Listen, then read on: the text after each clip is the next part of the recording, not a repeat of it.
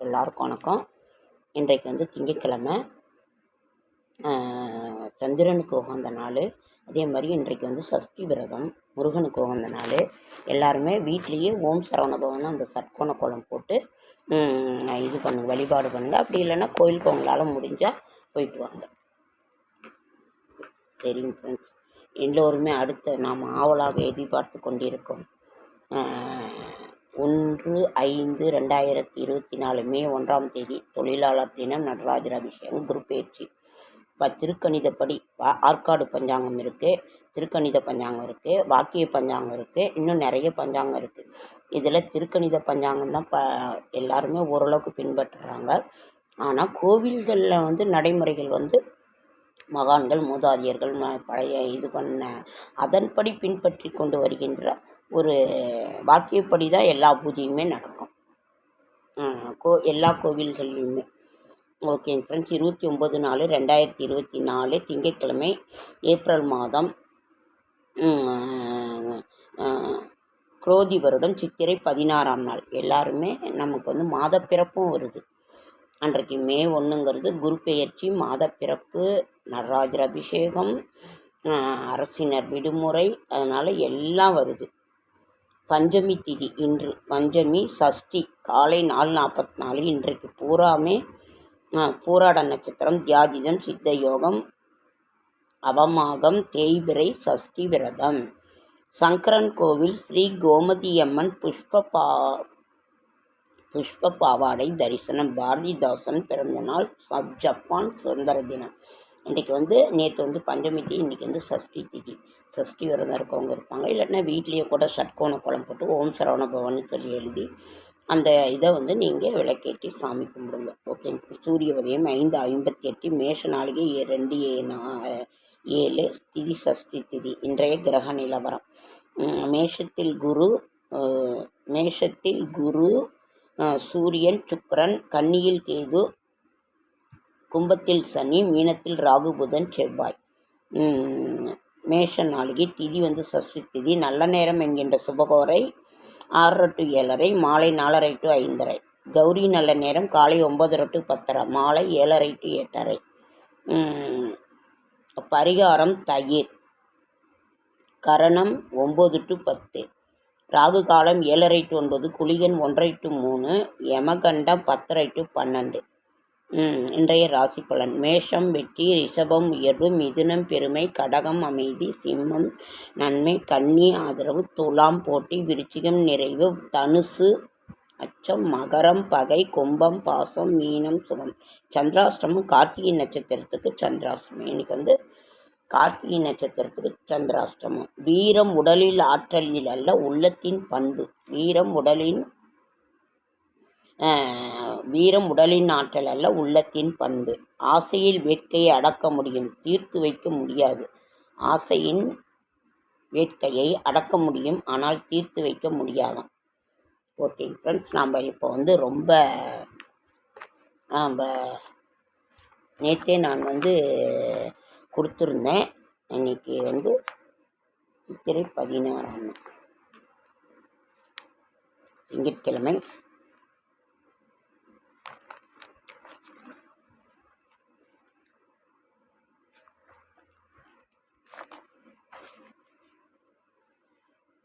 சஷ்டி விரதம். நாளைக்கு வந்து கங்கா அந்திய புஷ்கரம் முடிவு.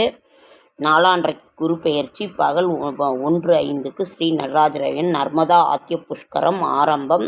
புதாஷ்டமி, காலாஷ்டமி, சனாதாஷ்டமி நாளான்றைக்கு. சரி, நம்ம வந்து குரு பெயர்ச்சி பலன்கள் நேற்று வந்து என்னென்ன இதுக்குன்னு நான் பார்த்து சொன்னேன். சித்திரை மாதம் 18ஆம் தேதி, மே 1ஆம் தேதி புதன்கிழமை குரு பெயர்ச்சி. திருக்கணிதப்படி பகல் 1:05 மேஷத்திலிருந்து ரிஷபத்துக்கு வராரு. சரி, அதனோட நான் வந்து மேஷத்திற்கு வந்து 2ஆம் வீட்டிற்கு அவர் அதாவது குரு வந்து நம் வீட்டுக்கு வராரு, மேஷத்திலேருந்து ரிஷபத்துக்கு வராரு. ஆனால் ரிஷபத்தில் வந்து தன் சொந்த ரிஷபத்துக்கு வராரு. ஆனால் ரிஷபத்துக்கு வரும் பொழுது அவர் இருக்கும் வீட்டை விட அவரோட பார்க்கும் வீடு ரிஷபத்திற்கு குரு வந்து 5 7 9ஆம் பார்வையை பார்ப்பார். அப்போது அவரோட பார்க்கின்ற இடங்கள் வந்து ரொம்ப சிறப்பாக இருக்கும்.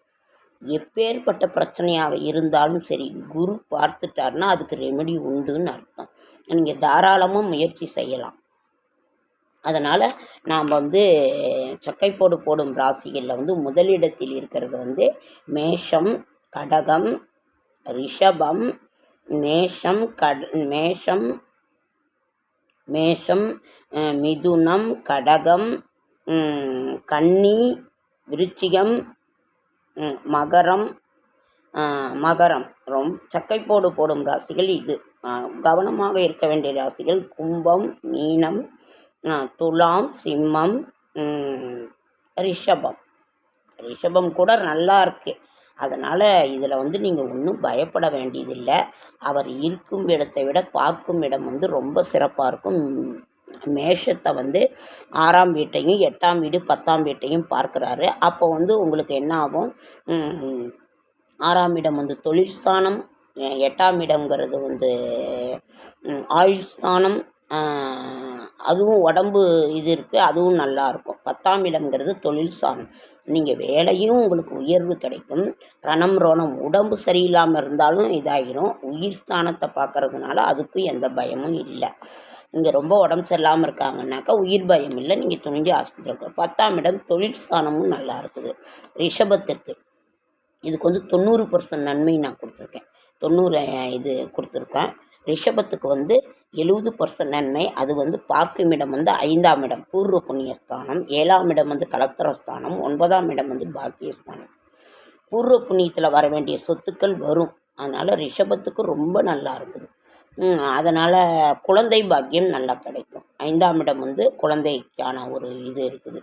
அப்புறம் 7ஆம் இடம் வந்து கலத்திரஸ்தானம், திருமணம் ஆகாதவங்களுக்கு ஆகும். 9ஆம் இடம் வந்து பாக்கியஸ்தானம், அப்பாவினோட ஸ்தானம், பாக்கியஸ்தானமும் ரொம்ப நல்லா இருக்குது. சரி, மிதுனத்துக்கு 75% கொடுத்துருக்கான். அதனோட பார்வைப்படுகின்ற இடம் வந்து 4ஆம் இடம், 6ஆம் இடம், 8ஆம் இடம். அப்போ வந்து 4ஆம் இடம் வந்து மாத்ருஸ்தானம், அம்மாவினோட ஸ்தானம், சுகஸ்தானம் நல்லா இருக்குது. ஒன்றும் பயப்பட வேண்டியது இல்லை. 6ஆம் இடம் வேலைக்கான இடம், அதுவும் ரொம்ப நல்லா இருக்குது. 8ஆம் இடம் ஆயுள் ஸ்தானம் வந்து அதுவும் ரொம்ப நல்லா இருக்குது. அதனால் மிதுனத்துக்கும் ரொம்ப நல்லா இருக்குது. சரி, கடகத்துக்கு சக்கைப்போடு போடும் இதில் வந்து இருக்குது. வந்து 3ஆம் வீட்டை வந்து சகோதரஸ்தானம் வருது. சகோதரனால் நமக்கு வர வேண்டிய இதெல்லாம் வருது. அதேமாரி 5ஆம் இடத்தையும் பார்க்குறாங்க. 5ஆம் இடம் வந்து பூர்வ புண்ணியஸ்தானம், புத்திரஸ்தானம். அதனால் அதுவும் நல்லாயிருக்கு. 7ஆம் இடம் வந்து கலத்திரஸ்தானம். ஒரு கணவனுக்கு ஒரு மனைவியோ, மனைவிக்கு உண்டான கணவனோ ஒரு புரிதல் இருந்து ரொம்ப நல்லா இருக்குது. சரி, சிம்மம் 2ஆம் வீட்டை பார்க்குறாரு. 2ஆம் வீட்டையும் 4ஆம் வீட்டை பார்க்குறாரு. 6ஆம் வீட்டை பார்க்குறாரு. 2ஆம் வீட்டையும் பார்க்குறாரு. 2ஆம் வீடுன்னா அதாவது குடும்பத்தில் ஒரு இது சண்டை சச்சரவுகள் அதெல்லாம் இருந்தாலும் நல்லா சரியாயிடும். 4ஆம் வீட்டையும் பார்க்குறாரு. 4ஆம் வீடம் வந்து ஆடம்பரத்துக்கு உண்டானது. 4ஆம் வீட்டை பார்க்கும் பொழுது தான் உங்களுக்கு ஆடம்பரத்துக்குன்னே உண்டான ஸ்தானம் வந்து 4ஆம் இடம் தான். அதனால் ஆடம்பரத்தை பார்க்கும்போது நிச்சயம் இதாகும். 6ஆம் வீட்டை பார்க்குறாரு. ரணம் ரோணம் ருணம், அதாவது வேலை, உங்களுக்கு தொழிலை விட வேலை நல்லா தான் இருக்கும். அதே மாதிரி ரணம் ரோணம் கடன் தொல்லை கோர்ட்டு வழக்கு அதெல்லாம் நாங்கள் ஜெயிச்சிருவீங்க. கன்னிக்கு வந்து கன்னியே பார்க்குறாரு. கன்னி 3ஆம் இடம், கன்னிக்கு 3ஆம் இடம் சகோதரஸ்தானம், 5ஆம் இடத்தை பார்க்குறாரு. பூர்வ புண்ணிய சொத்துக்கள் வரும். கன்னிக்கு வந்து சகோதரனால் நல்ல இது இருக்குது. ஜென்மத்துக்கு அவங்களோட ஸ்தானத்தையே பார்க்கறதுனால ரொம்ப நல்லாயிருக்கும். ராகு கேது பயிற்சி, சனி பயிற்சி, நம்ம வந்து ராகு கேது பயிற்சி, சனி பயிற்சி, குரு பயிற்சியெல்லாம் வச்சு போகும்போது கன்னிக்கு வந்து ரொம்ப நல்லா இருக்குது. பெண்களுக்கு ரொம்ப நல்லா இருக்குது. ஆனாலும் விவாகரத்துக்கள் நடக்குங்கிறது ஒரு ஜாக்கிரதையாக நம்ம இருக்கணும். துலாத்துக்கு 2 4 12 பார்க்குறாரு. அப்போ விரயஸ்தானத்தை பார்க்குறாரு. அப்போ வந்து நீங்கள் சுப செலவுகள் பண்ணுங்கள். 5ஆம் வீடு 55% நன்மை. கன்னிக்கு வந்து 95% நன்மை. சிம்மத்துக்கு 55% நன்மை கொடுத்துருக்கேன். வந்து துலாம் வந்து கவனமாக இருக்க வேண்டிய ராசிகள் வந்து சிம்மம், துலாம், கும்பம், மீனம், இதுதான். அப்புறம் துலாத்துக்கு வந்து 2ஆம் வீட்டையும் பார்க்குறாரு. 2ஆம் வீட்டை குடும்பத்தில் சண்டை சச்சரவுகள் எது இருந்தாலும் தீர்ந்துடும். 4ஆம் வீட்டை பார்க்கும்பொழுது சுகஸ்தானம், ஆடம்பரஸ்தானம், அதுவும் நல்லா இருக்குது. 12ஆம் வீட்டை பார்க்குறாரு. 12ஆம் வீட்டை என்ன விரயஸ்தானத்தை பார்க்குறாரு. அப்போ விரயஸ்தானத்தில் இருக்கும்போது நீங்கள் வந்து விரைய செலவுகள் அதிகமாக அதை நீங்கள் சுப விரயமாக கொண்டுட்டு போயிடுங்க. ஒரு வீடு வாங்கலாம், ஒரு கல்யாணம் பண்ணலாம், ஒரு இடம் வாங்கலாம். இந்த மாதிரி இது பண்ணுங்கள். என்ன இருந்தாலும் உங்களோட பிள்ளையார் குலதெய்வத்தினுடைய இதை நீங்கள் கெட்டியாக பிடிச்சிக்கிட்டிங்கன்னா, ஃபஸ்ட்டு பிள்ளையாரை வணங்கிட்டு குலதெய்வத்தினோட இது பண்ணிட்டு வந்து பண்ண எந்த விதமான இதுவுமே இல்லை. விருச்சிகம் 90% கொடுத்துருக்கேன். 90%ங்கிறது 1ஆம் வீட்டையும் பார்க்குறாரு, விருச்சிகத்தை பார்க்குறாரு, 3ஆம் வீட்டை பார்க்குறாரு, சகோதர ஸ்தானத்தை, லாபஸ்தானத்தை பார்க்குறாரு. அப்போ விருச்சிகத்துக்கு வந்து அவ்வளவு அருமையாக இருக்குது. அதாவது கன்னிக்கு விருச்சிகத்துக்குலாம் சக்கப்போடு போடும் ராசிகள். 3ஆம் லாபஸ்தானத்தையே பார்க்குறாரு. எதை எடுத்தாலும் லாபம் தான் உங்களுக்கு. அதனால் இப்போ தொழிலோ வெளிநாட்டு பயணமோ எதுனாலும் நீங்கள் நல்லா இது பண்ணுங்கள். இதில் உங்களுக்கு வந்து நல்லது கிடைக்கும். தனுசு 80%, தனுசு வந்து 80% கொடுத்துருக்குறேன். 2ஆம் வீட்டை, 10ஆம் வீட்டை, 12ஆம் வீட்டையும் பார்க்குறாரு. தனுசுக்கு அதே தான் விரயஸ்தானத்தை பார்க்குறாரு. தொழில் ஸ்தானம் நல்லாயிருக்கு, குடும்பஸ்தானமும் ரொம்ப நல்லாயிருக்கு. அதே மாதிரி மகரத்துக்கு பார்க்குறேன். மகரத்துக்கு 90% நன்மை. அவரையும் பார்க்குறேன், மகரத்தையும் பார்க்குறாரு. 9ஆம் வீட்டை பாக்கியஸ்தானம், அப்பாஸ்தானத்தை பார்க்குறாரு, லாபஸ்தானத்தை பார்க்குறாரு. ரொம்ப அருமையாக இருக்குது. கும்பம் 8ஆம் வீட்டையும் பார்த்துடுறாரு. உயிர் ஸ்தானம், அதுக்கெல்லாம் எந்த விதமான பயம் இல்லை. தொழில் ஸ்தானத்தை பார்க்குறாரு. தொழில் பண்ணுங்கள், வேலைக்கு இங்கே அவ்வளோவா இது பண்ணாதீங்க. 12ஆம் வீட்டை பார்க்குறாரு, விரயஸ்தானம். அப்போ விரய செலவுகளை வந்து நீங்கள் இது பண்ணி அதை வந்து சுப விரயமாக மாற்றிக்கோங்க. மீனம் 60% நன்மை. கலத்தர ஸ்தானத்தை பார்க்குறாரு, பாக்கியஸ்தானத்தை பார்க்குறாரு, லாபஸ்தானத்தையும் பார்க்குறாரு. அதனால் நல்லா இருக்குது. இருந்தாலும் கொஞ்சம் கவனமாக இருங்க நீங்கள். அதனால் இது வந்து குரு பார்க்க கோடி நன்மை. குரு அந்த இடத்த பார்த்துட்டாருனாவே நமக்கு அதில் இருக்கிற எல்லா பிரச்சனைகளும் தீர்ந்து நல்லாயிருக்கும். அதனால் எந்த விதமான இதுவும் இது பண்ண தேவையில்லை. நீங்கள் வந்து பிள்ளையாரை வணங்கிட்டு உங்கள் குலதெய்வத்தை வணங்கிட்டு நீங்கள் வந்து இது பண்ணுங்கள். இதெல்லாம் பொதுவான பலன்கள். அவரவர்கள் பிறந்த ஜாதகத்தை வைத்து நம்ம பார்க்கும் பொழுது இன்னும் நல்லா இதாக இருக்கும். நீங்கள் ஒன்றும் பயப்பட வேண்டாம். அதனால் நம்ம தெய்வத்தினுடைய துணை கொண்டு எல்லாத்தையுமே மீட்டு எடுப்போம். எல்லார் வீட்லேயுமே கஷ்டம் இருக்குது. எங்கள் வீட்லேயும் எல்லா இதுவுமே உங்களுக்கு நான் சொல்கிறதெல்லாம் உங்களுக்கு மட்டுமல்ல, எனக்கும் தான். ஆகையினால் நீங்கள் ஒன்றும் பயப்பட தேவையில்லை. எல்லாம் நல்லா இருக்குது. குரு பயிற்சி பலன்கள் வந்து ரொம்ப நல்லா இருக்குது. ஓகேங்க ஃப்ரெண்ட்ஸ், லைக் பண்ணுங்கள், ஷேர் பண்ணுங்கள், கமெண்ட் பண்ணுங்கள். லேட் ஆகிடுச்சி. சப்ஸ்கிரைப் பண்ணுங்கள். என்னால் முடிந்த ஆன்மீக தகவலை தரேன். நான் என்ன இருக்குதோ அதை தான் சொல்லுவேன். நான் மிகைப்படுத்தியும் சொல்ல மாட்டேன், இல்லாததையும் நான் சொல்ல மாட்டேன். என் உண்மை என்னவோ அதை தான் நான் சொல்லுவேன்.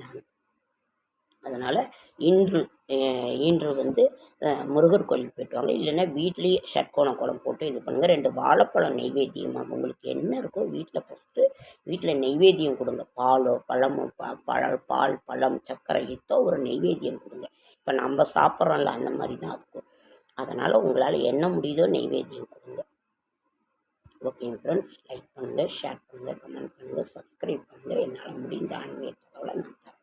என்னோடய ஷார்ட்ஸ் வீடியோ பார்க்குற அத்தனை பேருக்கும் என்னோடய மனமார்ந்த நன்றி. என்னால் உங்கள்கிட்ட நேரில் வர முடியல. என்னை யாரையாவது நேரில் பார்க்கணுன்னு தான் ஆசை. சப்ஸ்கிரைபரையோ ஒரு யூடியூபரையோ என்னால் முடியல. வெயில் வேறு அதிகமாக இருக்குது. அதனால தான்.